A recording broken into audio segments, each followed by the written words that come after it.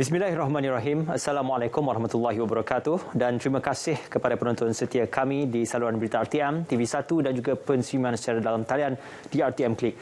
Alhamdulillah pada malam ini menjelang kira turun bagi pembentangan rang undang-undang perbekalan 2022 ataupun dikenali sebagai bajet 2022. Sudah pasti tumpuan itu terarah kepada bagaimana konsep dan juga penumpuan bajet 2022 ini akan diberikan. Dan apa yang penting, bajet bersifat inklusif. Cumanya penumpuan diberikan secara spesifik kepada industri yang banyak terjejas disebabkan oleh pandemik COVID-19, antaranya ialah pelancongan, pendidikan dan juga kesihatan, dan juga beberapa industri lain yang dilihat perlu dan juga sesuai untuk diberikan suatu insentif bagi tujuan penambahbaikan dan juga tujuan keluar daripada kepompong dan juga belenggu pandemik COVID-19. Apabila negara kita berada dalam fasa pemulihan dan apabila pandemik sudah pun berubah kepada endemik, perkara ini sudah boleh dijangka supaya peruntukan dan juga perolehan kerajaan itu bertumpu kepada untuk mengekalkan dan juga memampankan ekonomi supaya ia tidak mudah terjejas disebabkan apa jua masalah yang mendatang. Jadi perihal rang undang-undang perbekalan bagi tahun 2022, pengharapan masyarakat dan juga pihak rakyat sudah pasti untuk mewujudkan kesejahteraan hidup keluarga Malaysia, malah mewujudkan jurang pendapatan antara keluarga Malaysia yang boleh diberikan satu gagasan impak perolehan kerajaan dan juga aspirasi kerajaan terhadap kehidupan keluarga Malaysia. Jadi sebelum kita berbual lanjut dengan tetamu kita pada malam ini, kita akan saksikan sedikit pengharapan daripada rakyat Malaysia, khususnya keluarga Malaysia berkenaan bajet 2022. Saya harap kerajaan dapat memberi perhatian terhadap R&D dan memperkasakan produk dan industri tempatan supaya rakyat kita lebih yakin dan lebih banyak menyokong produk tempatan dan meningkatkan ekonomi negara lah secara tak langsung. Harapan saya satu je, agar kerajaan mengambil tindakan ataupun program-program yang tidak membebankan rakyat lah. Bagi saya sebagai boleh mengurangkan ataupun memperkenalkan program perumahan untuk orang yang tidak mampu beli.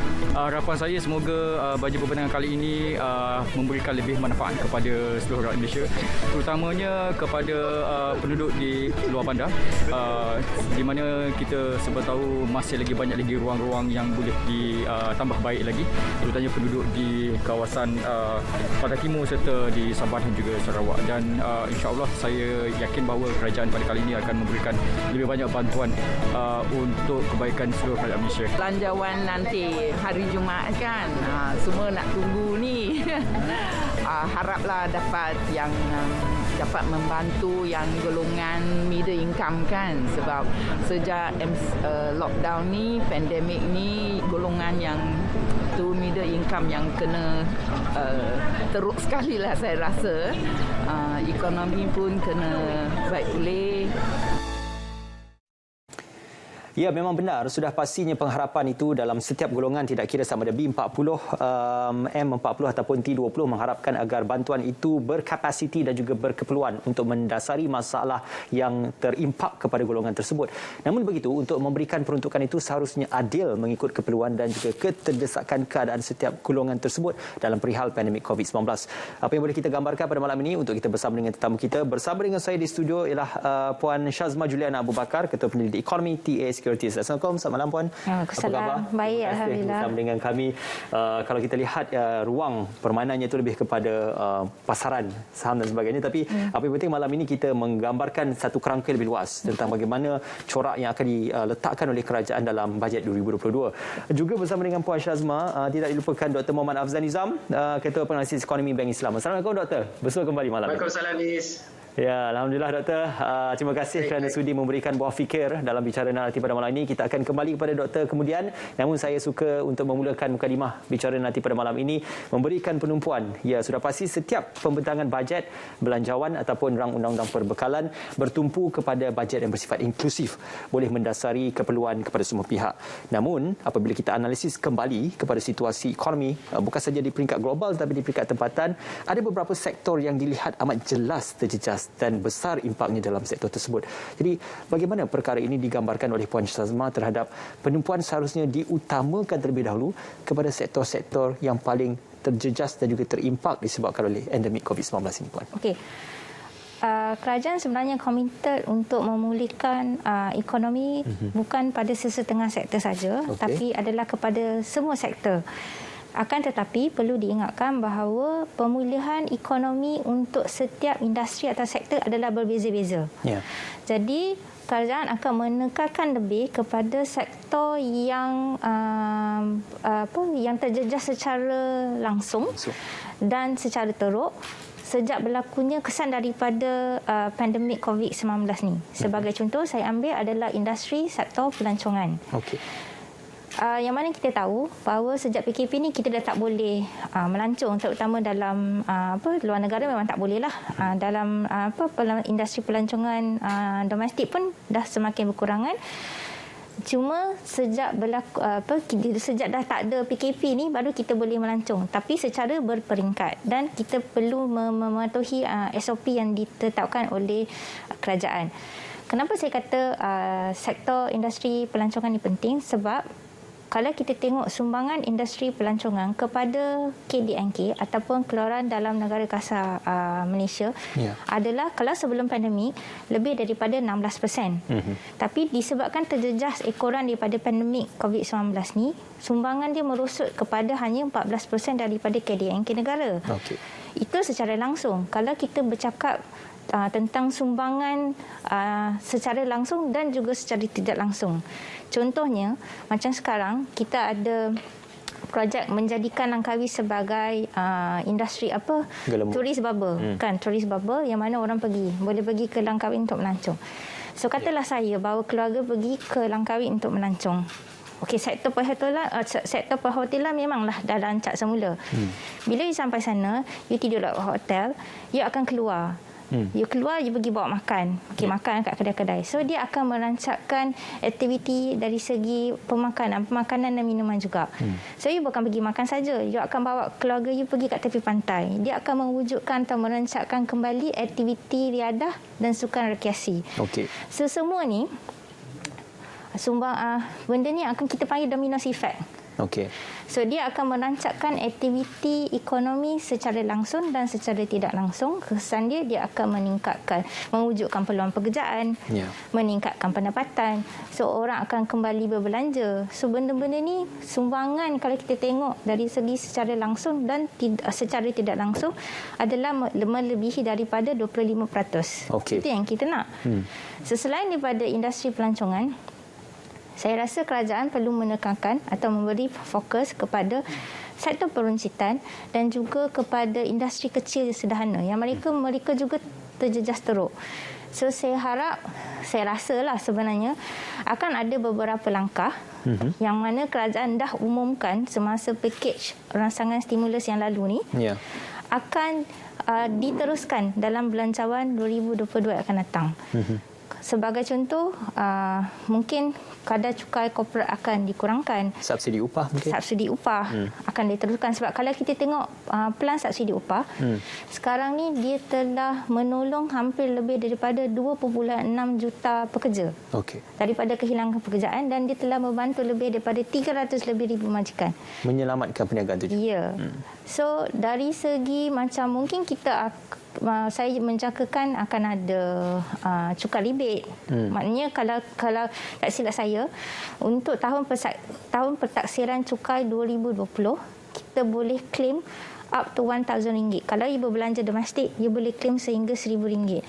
So mungkin kadar tersebut boleh dinaikkan sebab kita nak menolong domestik, industri pelancongan domestik dulu.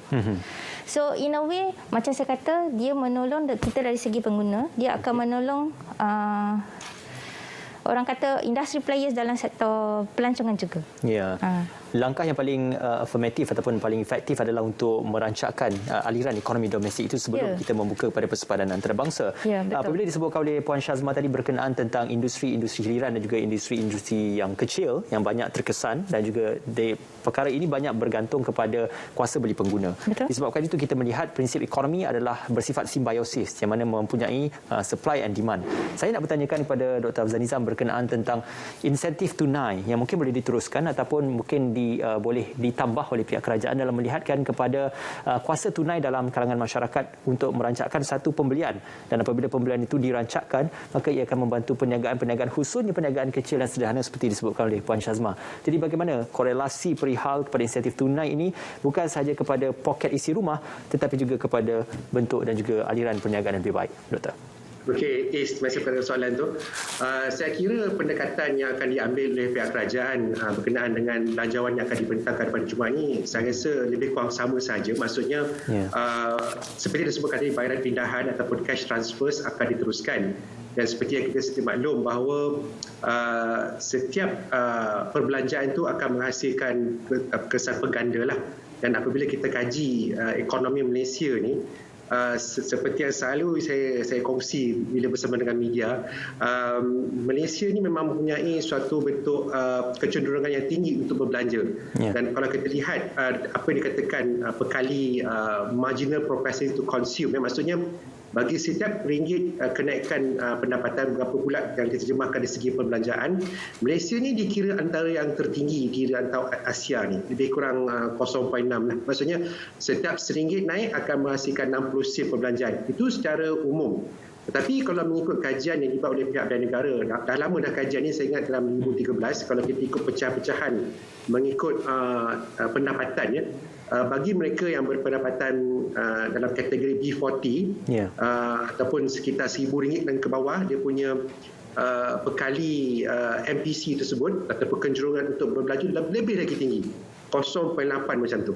So maksudnya setiap ringgit kenaikan akan menghasilkan perbelanjaan sekitar 80 sen. So maksudnya pendekatan yang diambil oleh kerajaan disebabkan pandemik dan sebagainya, maka memerlukan kerajaan untuk membuat satu intervensi. Salah satunya ialah memberi bentuk pembayaran bayar pindahan lah.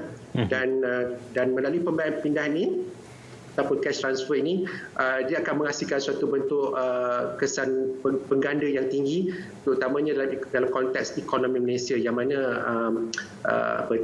sumbangan perbelanjaan penggunaan ni ataupun consumer spending ni merupakan suatu forces yang orang kata tu signifikan.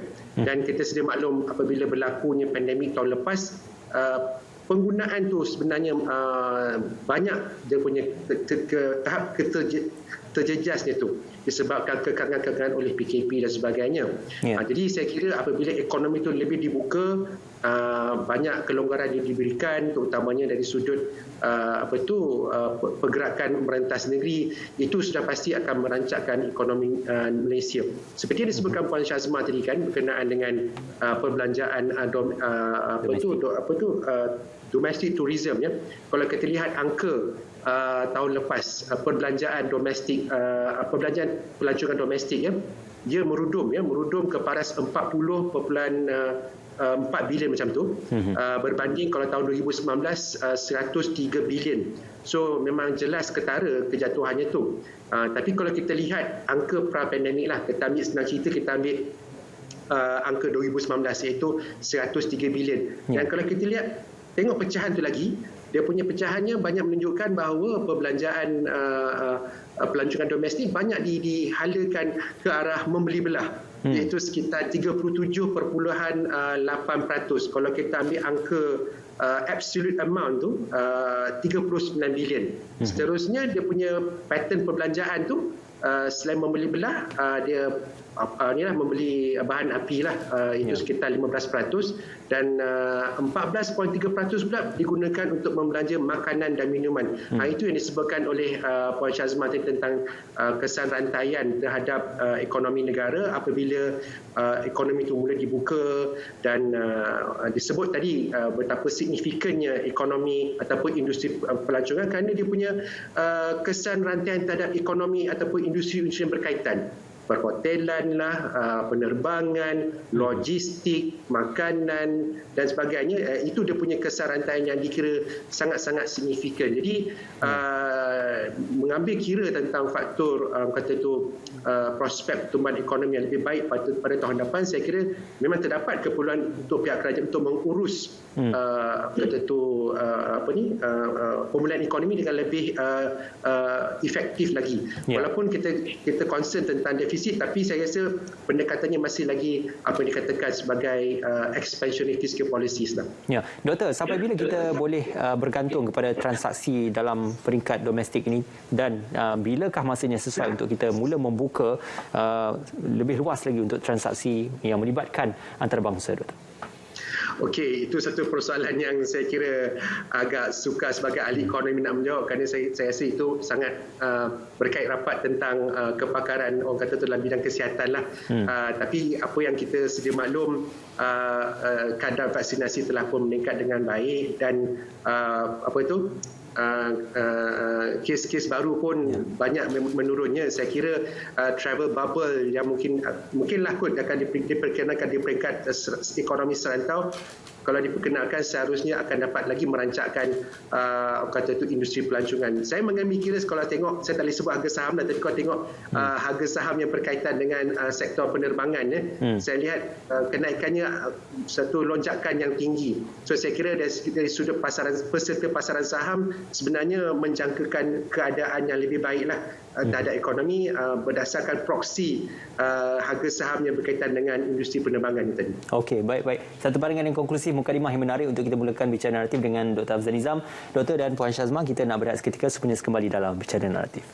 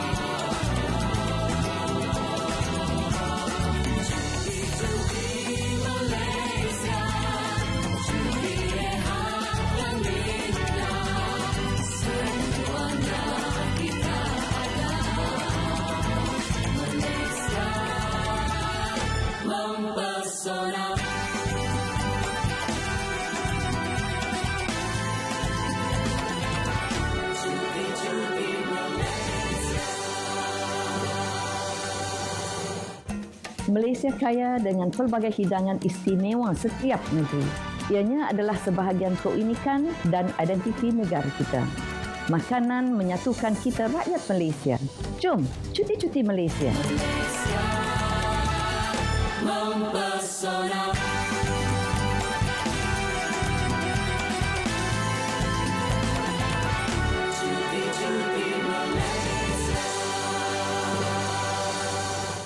Tahniah kepada semua rakyat Malaysia yang telah menyahut seruan kerajaan untuk mendapatkan vaksin. Dan inilah hadiahnya. Saya mengumumkan bahawa rentas negeri dibenarkan oleh pihak kerajaan. Namun, jangan lupa, patuhi SOP ketika rentas negeri dan lakukan ujian kendiri COVID-19 sebelum memulakan perjalanan. Lindungi diri dan seluruh keluarga Malaysia daripada jangkitan COVID-19.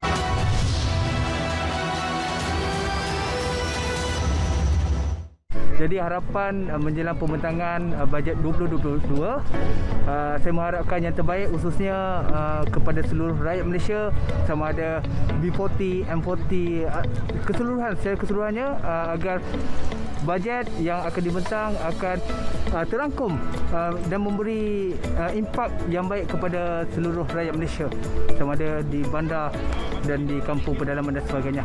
Baik, harapan saya untuk Belanjawan 2022 ini mudah-mudahan pihak kerajaan dapat memberikan lebih kepada pembangunan infrastruktur dalam sektor digital dan juga ekonomi melalui internet dan platform seperti itu, kerana selepas pandemik COVID-19 dilihat sektor perniagaan ekonomi lebih kepada penguasaan kepada faktor digital dan juga bentuk perniagaan yang baharu. Untuk Belanjawan 2022 ini, seperti mana kita maklum, kita sedang menghadapi pandemik COVID-19 dan banyak golongan yang hilang pekerjaan. Diharap pihak kerajaan dapat menyediakan pelbagai insentif untuk semua golongan agar dapat membantu mereka untuk terus bangun, terutamanya dari segi sektor ekonomi. Ya, memang benar.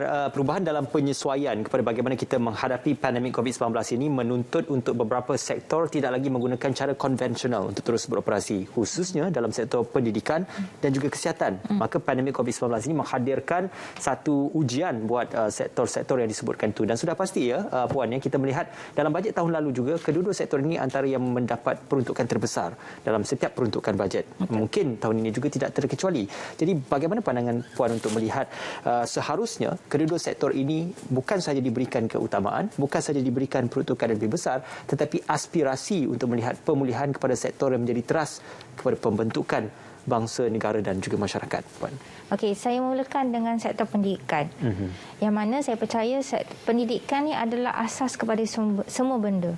You nak melahirkan, kita ni nak melahirkan modal insan yang berkualiti. Kita nak melahirkan pekerja yang berkemahiran tinggi. Dan kita mensasarkan untuk mencapai fasa negara membangun pada 3 atau 4 tahun yang akan datang. So, semuanya bermula daripada sektor pendidikan. Tapi apa yang saya lihat, terdapat jurang perbezaan dari segi digital pendidikan. Sebab kalau kita tengok sekarang ni sesi pembelajaran adalah dari segi online, PDPR. Terdapat jurang perbezaan antara golongan luar bandar dan bandar. Capaian internet. Dan dalam bandar pula terdapat jurang perbezaan antara kita panggil miskin bandar dan juga golongan yang kaya. So, saya ambil contoh yang paling mudah. Katalah satu keluarga ni, dia cuma ada satu tablet, satu handphone. Tapi anak dia lebih daripada seorang. Dan mereka dua ni perlu menjalani sesi pembelajaran online atau PDPR. So, you kena ada parity. Dan mungkin mak dia kata, okeylah kita prioritas pada anak yang nak ambil exam besar. Tapi pada saya itu tidak adil. So, bila dah ada macam you kena bergila-gila, saya takut akan ada satu waktu pelajar tersebut akan hilang minat untuk belajar. Tidak akan tercecir. Jadi matlamat kita untuk membina modal insan yang tinggi, melahirkan pekerja berkemahiran tinggi bagi memenuhi keperluan industri di masa akan datang tidak akan tercapai. So, secara asasnya perlu kukuh, dan saya menjangkakan peruntukan yang lebih besar daripada kerajaan dalam sistem pendidikan untuk belanjawan yang akan datang ni. So, ini adalah selaras dengan kita punya rancangan Malaysia yang ke-12 baru-baru ni, yang mana kerajaan meramalkan atau kerajaan berpendapat bahawa pada tahun 2025 semua isi rumah, semua rumah akan mendapat akses internet secara percuma. Dan pada tahun 2025 kita mensasarkan bahawa setiap pelajar mendapat digital pendidikan secara percuma. Maknanya dah tak perlu dah nak pinjam handphone mak ataupun handphone keluarga ataupun tablet untuk menjalani sistem online. Itu dari segi pendidikan. Kalau dari segi sektor kesihatan pula, saya rasa matlamat utama kita adalah untuk mendapat populasi yang sihat. Sebab tak guna kalau aktiviti ekonomi you rancak tapi you punya populasi you punya rakyat adalah tidak sihat. So kita punya matlamat adalah untuk mencapai populasi yang sihat, dan dalam masa yang sama kita patut mengambil iktibar apa yang berlaku pada semasa COVID-19 ni. Sebagai contoh, kerajaan patut mengambil pengajaran terutama kepada I would say sektor kesihatan awam. Yang mana kita ada kemudahan yang sangat limited bagi menangani pandemik COVID-19 ni. So, saluran perlu yang betul, peruntukan yang lebih banyak perlu disalurkan kepada sektor kesihatan untuk meningkatkan keupayaan dan juga infrastruktur dalam sektor kesihatan. Terutama sektor kesihatan yang orang kata yang biasalah. Sebab kita nak rakyat Malaysia ni berupaya untuk, kalau mereka sakit, mereka berupaya untuk membayar kadar pembiayaan ataupun kos pembiayaan yang rendah. Maknanya ia boleh bayar. So untuk orang luar, untuk warga asing, sepatutnya mereka patut pergi kepada hospital swasta, bukan membebankan kepada hospital awam. Dan kalau you kaya, you berupaya untuk membayar kemudahan, untuk membayar fees lah yang di-charge oleh hospital swasta, you pun boleh pergi pada hospital swasta.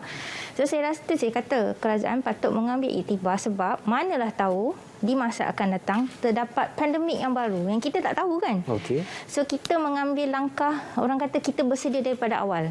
Sebab tapi saya mencelah sikit Puan. Tapi dalam perihal epidemiologi ataupun penyakit berjangkit ini, sudah pasti perihal status hospital swasta ataupun awam itu tidak boleh lagi menjadi asas kepada perdebatan, kerana apabila sesuatu penyakit itu berisiko untuk menjangkiti, makanya status hospital itu bukan persoalan, tetapi kemudahan yang disediakan di hospital itu yang menjadi persoalannya Puan. Sebab tu saya kata infrastruktur dan kemudahan yang disediakan di hospital awam sepatutnya adalah sama baik dengan dengan kemudahan dan infrastruktur yang disediakan di sektor awam.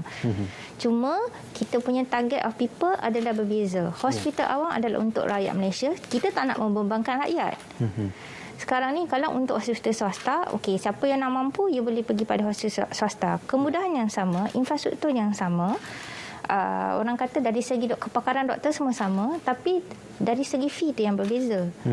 Kemudian kalau kita nak bercakap pasal medical tourism, saya rasa banyak, kalau bacalah daripada news kan, ramai yang kata kerajaan patut meningkatkan medical tourism selain daripada meningkatkan pendapatan, menyumbang kepada pendapatan negara. Sebab kalau pada tahun 2019 medical tourism ni menyumbang lebih daripada 1.7 bilion ringgit. Tapi untuk menjadikan medical tourism ni rancak semula, you kena pastikan infrastruktur yang disediakan adalah berbaloi. So macam saya katalah, kita kena bukukan, I don't mind having saya macam peruntukan yang lebih besar bagi sektor kesihatan, dengan syarat kita kena ada infrastruktur yang lebih baik.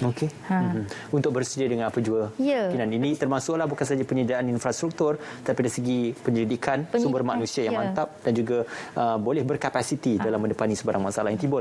Kepada Dr. Hafzan Nizam, kalau kita gambarkan, terdahulu sebelum ini kita saksikan tahun lalu saja laporan oleh KWSP ada menyebut bahawasanya memang benar disebutkan tentang pengeluaran KWSP, simpanan dan sebagainya. Tetapi apabila laporan itu menyebut dan juga membongkarkan tentang kejutan ada peratusan yang tinggi dalam kalangan rakyat Malaysia yang tidak pun mempunyai kadar simpanan melebihi RM10,000, maka ini membawa persoalan kepada kaedah penyimpanan masa hadapan yang difikirkan dan juga perlu mendapat aspirasi daripada kerajaan untuk memastikan golongan yang termaktub dalam golongan bekerja ini tidak berdepan risiko.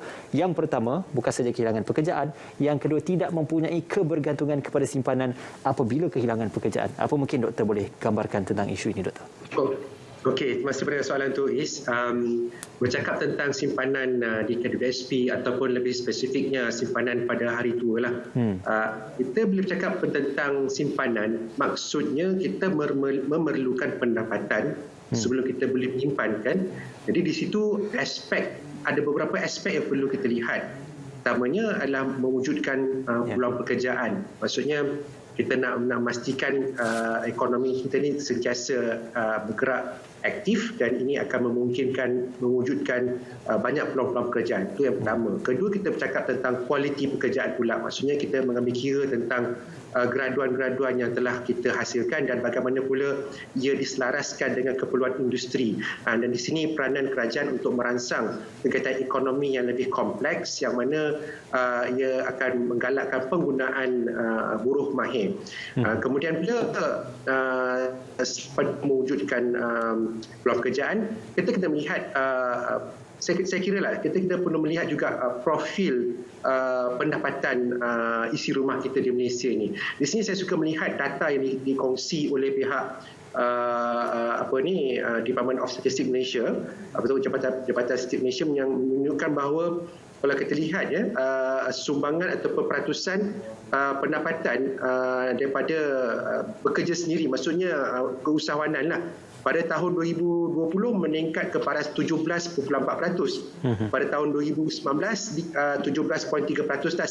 Maksudnya daripada 17.3 meningkat kepada 17.4% pada tahun 2020. Nanti orang katalah, oh ini pasal pandemik, ramailah berniaga. Okey. Tapi kalau kita lihat pada tahun 2016, angka tersebut adalah 15.6%. So maksudnya sebenarnya kegiatan keusahawanan ini telah mula mendapat tempat.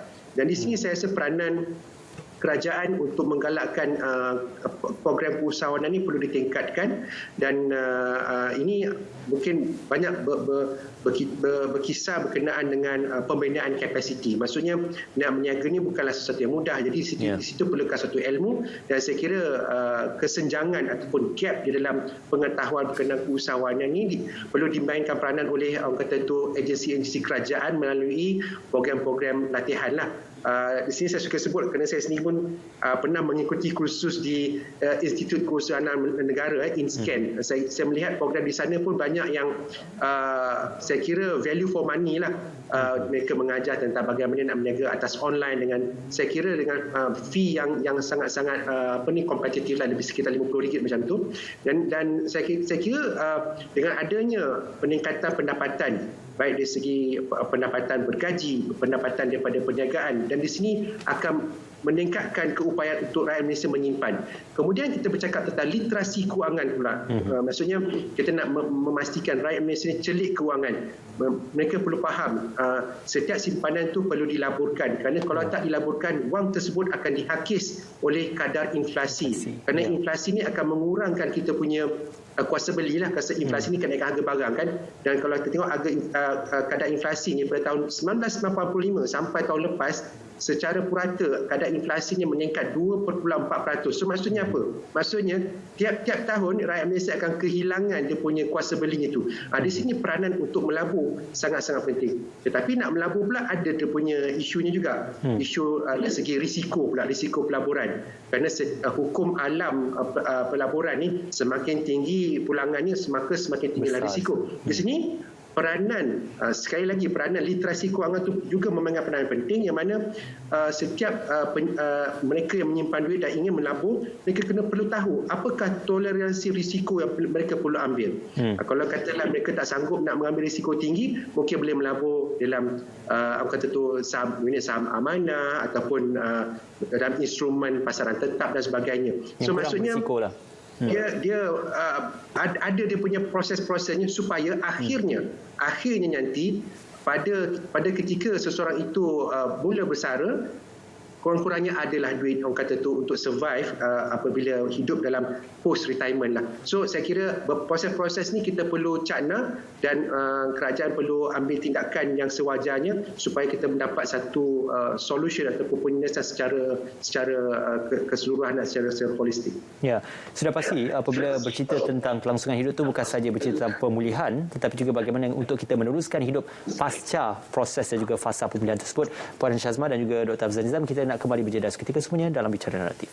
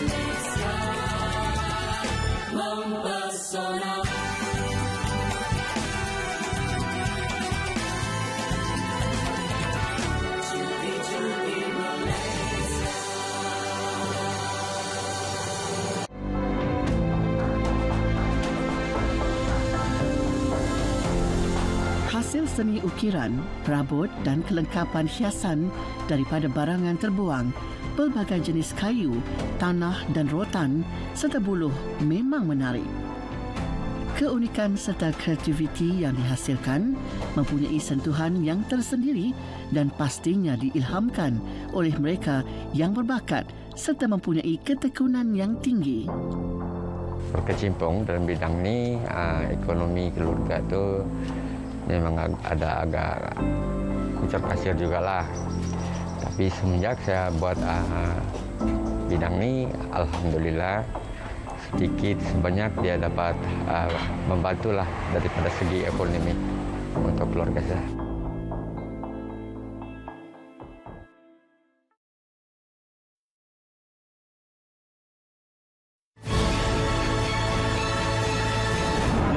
Yang telah kami angkat kepada Yang Amat Berhormat, pencapaian yang semestinya kami buat dalam 100 hari ini adalah nombor 1 adalah franchise.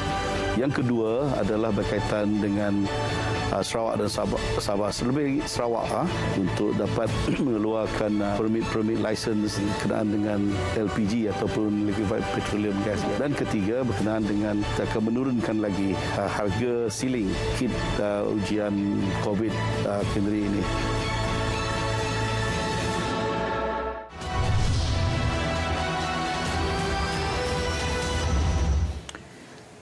Bersua kembali edisi khas Bicara Naratif untuk pra-bajet harapan bajet pasca pandemik. Kita masih lagi bersama dengan Puan Syazma.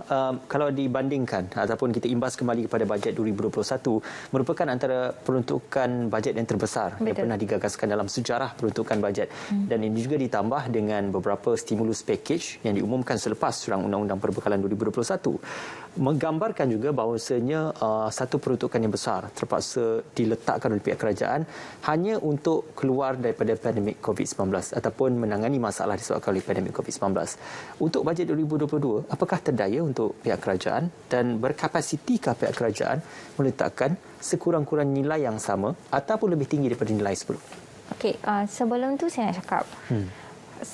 Berikutan daripada kerajaan untuk menangani kesan daripada pandemik COVID-19 ni, kerajaan telah mengumumkan tak silap saya 8 pakej rangsangan ekonomi yang bernilai lebih daripada 500 bilion. Tapi daripada 500 bilion tu bukan 100% dibagi oleh kerajaan. Lebih hanya tak silap saya dalam 83 bilion saja yang direct injection daripada kerajaan, yang lain semua adalah injection daripada private sector. Okey, akan tetapi dari kesan daripada stimulus package ni, kita punyanya adalah satu, kita nak keluar daripada economic recession. Kalau ikut daripada plan belanjawan sekarang, belanjawan 2022, saya menjangkakan kadar perbelanjaan yang lebih tinggi. Okey, walaupun dia akan menyumbang kepada fiscal deficit, akan tetapi ia adalah perlu untuk kita menjadikan bahawa pemulihan ekonomi adalah mapan. Bila you recover, kita sekarang dalam proses nak memulih ekonomi. Tapi dalam masa yang sama, you kena sustain. You kena make sure dia adalah kekal. You tak nak, bila 2022, you tidak berbelanja dengan betul. Baik-baik aktiviti ekonomi nak pulih, terus tak jadi. Ataupun daripada pulih secara orang kata kadar yang tinggi, dia pulih separuh. Kalau kita tengok daripada sasaran fiscal deficit, kesan daripada stimulus package macam saya kata tadi, fiscal deficit dijangkakan akan meningkat tinggi kepada negatif 7% daripada KDNK negara untuk tahun ini. Kita tak boleh nak sasarkan daripada negatif 7% tu terus kepada balance budget, terus kepada 0%. Maknanya, you punya perbelanjaan negara dan juga pendapatan negara adalah sama. You tak boleh macam tu. Sebab tu kalau kita tengok dalam rancangan Malaysia ke-12, kerajaan mensasarkan bahawa fiscal deficit pada tahun 2025 adalah dalam lingkungan negatif 3 ke negatif 3.5% daripada KDNK negara. Apakah angka itu tidak membimbangkan, Puan? Okey. Ramai yang kata, kalau fiscal deficit tinggi, dia mungkin akan mendorong kepada rating agency seperti Moody's, Fitch untuk mengurangkan. Sebab kita ni, setiap negara ni kita ada penarapan kredit yang mana salah satu dia akan dilihat sebagai ukuran daripada para pelabur untuk datang melabur ke sesebuah negara. Okey. So, ada yang kata kalau fiscal deficit kita tinggi, dia akan menyebabkan penurunan kredit rating daripada, macam saya katalah, daripada agensi penarapan kredit seperti Moody's, Fitch dan sebagainya. Mereka ni tidak berminat kepada angka. Mereka adalah lebih berminat bagaimana cara kerajaan untuk menguruskan fiscal deficit tersebut. Walaupun angkanya tinggi. Kalau tak, macam dulu daripada tahun sebelum pandemik, kita punya fiscal deficit adalah kurang daripada minus 6%. Kalau sekarang pada 7%, the moment aja kita unjurkan bahawa fiscal deficit menjadi minus persen, terus sepatutnya lah, kalau ikut secara teori, sepatutnya mestilah agensi penarapan kredit itu akan terus mengubah kita punya kredit rating. Tapi itu tidak berlaku. Macam saya kata tadi, mereka tidak melihat kepada statistik semata-mata, mereka lebih berminat bagaimana kerajaan menguruskan perbelanjaan, bagaimana kerajaan apa yang kerajaan buat ataupun langkah-langkah yang kerajaan akan buat untuk merancangkan KDNK negara. Semua itu akan menyumbang kepada penarapan kredit bagi sesebuah negara. Dan kalau kita tengok, baru-baru ni Dewan Rakyat telah meluluskan bahawa kita punya statutory debt ceiling telah meningkat kepada 65%. Kenapa? Dia akan memberi lebih ruang untuk memulihkan ekonomi. Macam saya cakap tadi, memulihkan dan juga memastikan dia adalah mapan. Recovery and also to sustain. Dua tu penting. Adakah buy time untuk dalam proses itu? Dia akan mengambil masa yang lama. Sebab tu macam saya kata, kerajaan, statistik unjuran yang diberikan oleh kerajaan dalam rancangan Malaysia ke-12 adalah pada saya realistik. Kita tidak terlalu ambitious. Maknanya daripada negatif 7% fiscal deficit kepada negatif 3.5% dalam masa 5 tahun yang akan datang. So mungkin untuk tahun 2022 kerajaan akan mensasarkan dalam lingkungan mungkin dalam negatif 6 ke negatif 6.5%. So tak adalah secara drastik dia turun daripada negatif, macam saya kata tadi, daripada negatif 7 terus nak jadi 0%.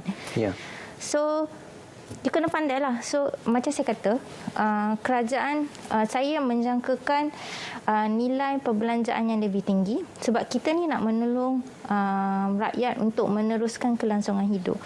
Kita nak berikan subsidi ataupun bantuan kepada B40, M40 sebab you kena ingat, kalau mengikut kajian yang dijalankan oleh Department of Statistik, dalam M40, 20% daripada M40 ni dah turun kepada golongan B40. Dah jadi B60 dah. So dalam B40 pula, tak silap saya 12% daripada B40 dah pergi kepada golongan yang miskin. Bukan miskin 3. Golongan miskin ni adalah mereka yang berpendapatan dalam lingkungan 2,200. Kalau B40 dan 3,700 kalau tak silap saya. So bayangkan kalau kerajaan tidak menolong golongan-golongan ini, macam mana mereka yang terjejas ni nak meneruskan kelangsungan hidup? Tak boleh. So saya meramalkan bahawa kerajaan akan mengumumkan total expenditure yang tinggi, higher total expenditure, dan dalam masa yang sama kita punya jumlah pendapatan tu akan meningkat sebab aktiviti ekonomi semakin rancak.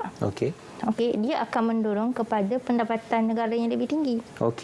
Pandangan yang disuarakan oleh Puan Syazma itu bercerita tentang mereka yang semakin banyak terkategori ataupun jatuh dalam kategori bawah B40 dan juga golongan miskin.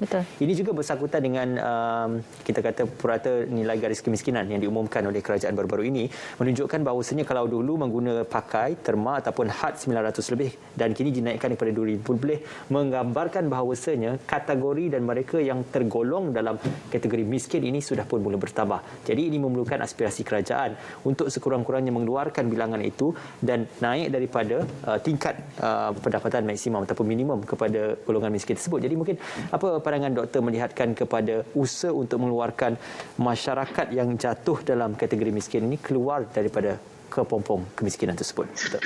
Okey, hakikatnya memang perkara ni memang sesuatu yang mencabarlah untuk dicapai ya, kerana ia memerlukan pelbagai pihak untuk turut serta membantu. Di sini saya suka untuk berkongsi pengalaman Bank Islam sendiri, yang mana kalau kita ingat pada tahun lalu apabila mantan Perdana Menteri yang sebelum ini mengumumkan pakej rancangan ekonomi yang pertama, tak salah saya, dia menyebut tentang program iTakeCard. Yang mana program iTakeCard ini merupakan suatu bentuk pinjaman atau pembiayaan kepada golongan asnaf dan juga B40 lah. Yang mana dalam program iTakeCard ni dia melibatkan tiga pihak. Pihak Bank Islam sebagai pembiaya, kemudian kita ada pihak SME Corp yang bertindak sebagai agensi yang akan memberikan latihan kepada golongan asnaf tadi untuk berniaga. Kemudian senarai asnaf ni tadi datang daripada Majlis Agama Islam Wilayah Persekutuan. Dan program ini berlangsung pada bulan Mei lalu sehingga kini lah. Dan berdasarkan apa dapatan kami yang kami lihatlah, terdapat berapa ahli ataupun peserta yang terlibat dalam program ini telah mula orang kata tu mencatatkan simpanan yang tinggi, dan kemudian ada yang dah orang kata tu mula mengambil para pekerja, dan yang paling penting sekali dah ada yang dah mula membayar zakat. So maksudnya program yang perlu kita gagaskan adalah suatu program yang boleh mewujudkan suatu bentuk pendapatan yang orang kata tu mampan lah. Kalau kita bayar pindahan, dia berbentuk one off dan nilainya kebiasaannya sangat-sangat minimum lah.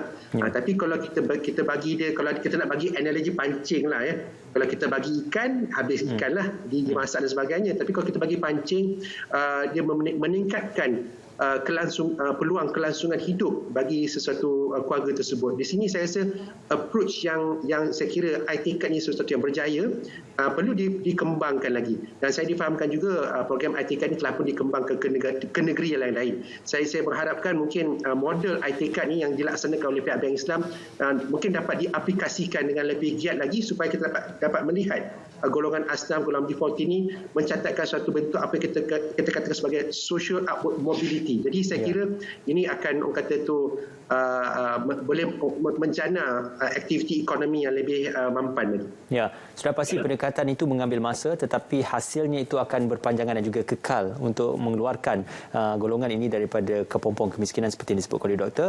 Puan Syazma, kita nak berehat seketika, semuanya kembali nanti dalam Bicara Naratif.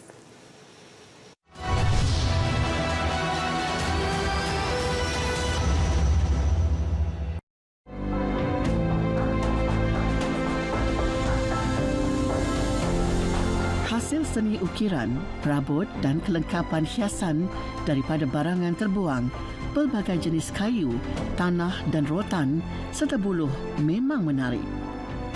Keunikan serta kreativiti yang dihasilkan mempunyai sentuhan yang tersendiri dan pastinya diilhamkan oleh mereka yang berbakat serta mempunyai ketekunan yang tinggi.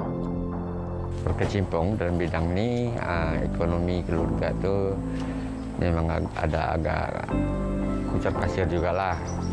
Tapi semenjak saya buat bidang ni, alhamdulillah sedikit sebanyak dia dapat membantulah daripada segi ekonomi untuk keluarga saya.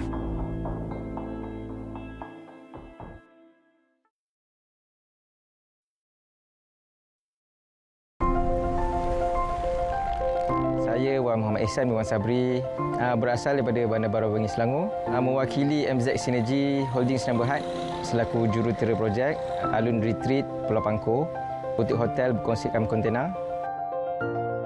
Bermula Mac 2020, pandemik COVID melanda dan memberi impak yang agak buruk lah. Akan tetapi, itu tidak menjadi alasan untuk kami meneruskan projek Alun Retreat di Pangkor atas sokongan juga daripada NCR. Jadinya beberapa program diketengahkan oleh pihak NCR. Antaranya adalah Dana Usahawan Bumi Putra, iaitu pihak NCR akan memberikan geran sebanyak 15% daripada jumlah projek dengan sedikit kesabaran dan juga kebersamaan. InsyaAllah kita akan lalui pandemik COVID-19 ataupun MCO dengan bersama, insyaAllah.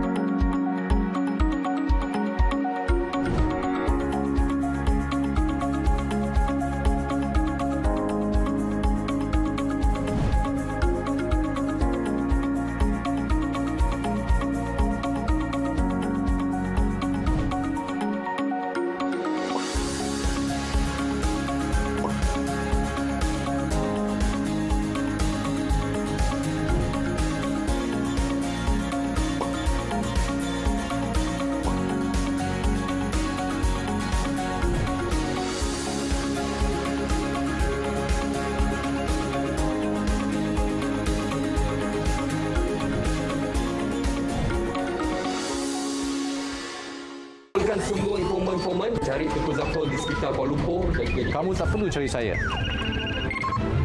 Kerana saya akan berada di Parlimen pada 29 Oktober 2021 untuk membentangkan bajet 2022. Saksikan secara langsung di TV1.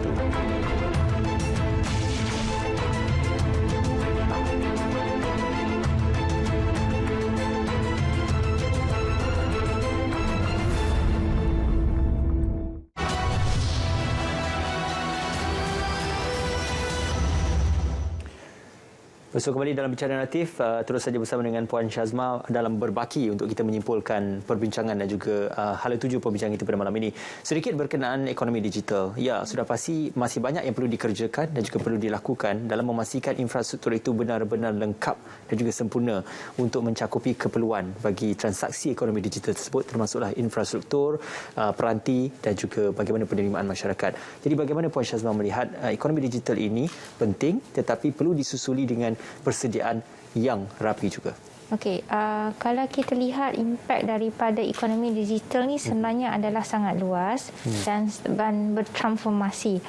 Sebab untuk menjadikan ekonomi negara yang lebih mampan, kita perlu ada orang kata salah satu catalyst of growth, penyumbang ekonomi yang terbesar, yang mana salah satunya adalah ekonomi digital.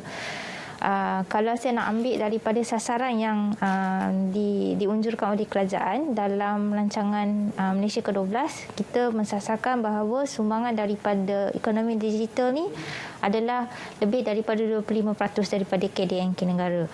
Sebab kalau kita lihat, sejak daripada pandemik COVID-19 ni, kita lebih berurusan kepada internet. Okey, macam sebagai contoh, para peniaga telah mula memasarkan produk mereka melalui jaringan digital. So apa yang kerajaan perlu buat adalah untuk membantu mereka ni, para peniaga ni, cara untuk memasarkan produk mereka dengan lebih luas. Kalau dulu you jual pisang goreng contohnya kat tepi jalan, you dah mula pasarkan melalui online, dan mungkin dalam masa yang akan datang you boleh pasarkan you punya produk ke luar negara. Dalam pakej rancangan yang lalu, kita sebenarnya dah ada beberapa orang kata measures yang dikeluarkan oleh kerajaan. Sebagai contoh, kita ada penjana, kita ada e-usahawan. So saya rasa program-program ini patut diteruskan dalam Belanjawan 2022. Itu dari segi sudut peniaga. So kalau orang tu kata, okey, saya bukan peniaga, apa yang saya akan dapat daripada digital ekonomi ni? Apa manfaat? Apa manfaat kepada saya? Okey. Macam kita discuss tadi kan, dari segi pendidikan, sasaran dia adalah untuk memastikan semua orang mendapat internet, internet secara percuma pada tahun 2025. So untuk menjadikan sasaran tu tercapai ataupun realistik, kerajaan telah mula membangunkan infrastruktur digital secara berperingkat. Macam sekarang kita dah ada program jendela kan. So benda tu sebagai permulaan. Okey, itu dari segi sudut masyarakat. Kalau kita tengok dari segi sudut kerajaan, mengapa digital ekonomi adalah penting? Sebab dia akan meningkatkan kualiti perkhidmatan, bukan kerajaan sajalah, untuk bagi sektor-sektor lain dia akan meningkatkan kualiti perkhidmatan. Kalau dulu nak isi borang, you nak apply apa-apa you kena isi borang kan. So kalau you ada digital ekonomi yang lebih bagus, you ada kemudahan ataupun infrastruktur yang lebih baik, you akan mencepatkan proses. Dia akan meningkatkan produktiviti, dia akan mewujudkan kurang birokrasi. Kurang birokrasi. You akan meningkatkan you punya kemahiran. That's why TVET tu adalah sangat penting. Berbalik pada sistem pendidikan yang saya cakap tadi, kita tak nak tertakluk kepada orang kata pendidikan tradisional saja. So melalui digital ekonomi ni, sistem pendidikan akan dapat dirancangkan lagi dan seterusnya akan melahirkan graduan yang berkualiti lebih tinggi dan lebih berkemahiran. So itu adalah penting sebab sekarang ni peluang pekerjaan adalah banyak tu. Tapi graduan yang dilahirkan adalah lebih besar daripada peluang pekerjaan yang ada. So saya rasa graduan-graduan ni yang dilahirkan pada masa sekarang ni perlu mengambil, orang kata, take advantage. Okey, take advantage daripada platform digital ekonomi yang telah ditawarkan oleh kerajaan untuk meningkatkan macam mana mereka nak memasarkan diri mereka supaya mereka mendapat pekerjaan. Itu maksud saya. Bukan saja pasaran itu boleh dijelmakan ataupun boleh diterokai di peringkat tempatan, tapi pasaran antarabangsa juga boleh diterokai dengan ekonomi digital. Satu perkongsian yang baik dan juga konklusif juga. Terima kasih kepada Puan Syazma. Terima kasih kepada Dr. Afzal Nizam bersama dengan kami. Alhamdulillah, satu perkongsian yang baik juga bersama dengan Puan Syazma seketika tadi. Pandangan yang dihasilkan dan juga yang dibentangkan tadi sudah pasti merujuk kepada bajet 2022. Dua perkara penting, iaitu perbelanjaan mengurus dan juga perbelanjaan membangun satu entiti dan juga elemen yang penting dalam kita menganalisis kepada bajet 2022 nanti. Terima kasih diucapkan kepada Dr. Afzal Nizam dan juga terima kasih kepada Puan Syazma. InsyaAllah kita akan bersua kembali dalam sesi yang lain untuk kita menganalisis pra-bajet, harapan bajet pasca pandemik. Untuk analisis selepas pembentangan bajet 2022 nanti, kita mengharapkan agar supaya benar-benar kita mampu dan juga merealisasikan harapan rakyat untuk kita melihat pemulihan negara ini digerakkan secara bersama, bukan sahaja oleh pihak kerajaan tapi juga turut didokong dan juga disokong oleh rakyat secara keseluruhannya. Dengan itu, terima kasih bersama kami di saluran berita RTM, TV1 dan RTM Klik. Assalamualaikum, selamat malam.